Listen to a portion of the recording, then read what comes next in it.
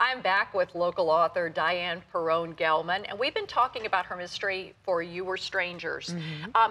You've started a series featuring a tough Irish policeman, Irish Catholic policeman in Chicago, and his sidekick, a young Jewish girl from a community that's so protected. And they team up because her father dies in the first book, and I'm not giving anything away, that happens before the book opens. Yeah.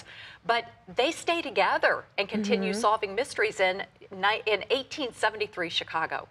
The cultural blends in the city at that time is amazing, and you weave all that together. Yeah, there were all kinds of, I mean, it's not just the Irish-Jewish thing, I mean, it's part of it, but all of the huge ethnic tapestry of Chicago is there. I mean, there's a character, Rolf Schmidt, who actually has a larger part to play in For You Were Strangers. He's a patrolman, and Hanley knows him.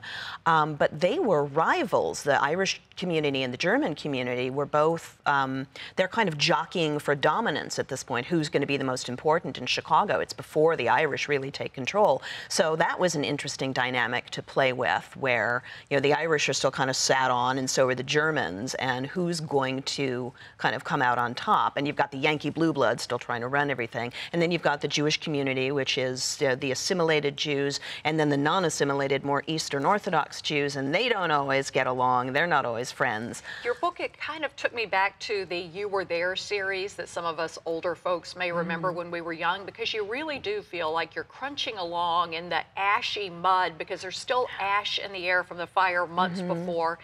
The city is just at a point in time where everybody is kind of, oh my God, how do we rebuild? What do we do? And they're trying to build a city so quickly without worrying about the workers. And you just feel like how rough that time was. Yeah, there were actually people, this fascinated me when I found it, but I found a picture in one of my research sources. There were actually people living in the foundation holes of the buildings that had burned down, and there are sketches and photographs of these, you know, holes in the ground, and people had scrounged scrap lumber and canvas to build a little lean-to, and they've got like a fire outside, and this is winter. They built barracks for people to stay in, but the barracks were drafty. They were thrown up like, you know, that fast. They weren't very good. And there wasn't enough room for all of the people.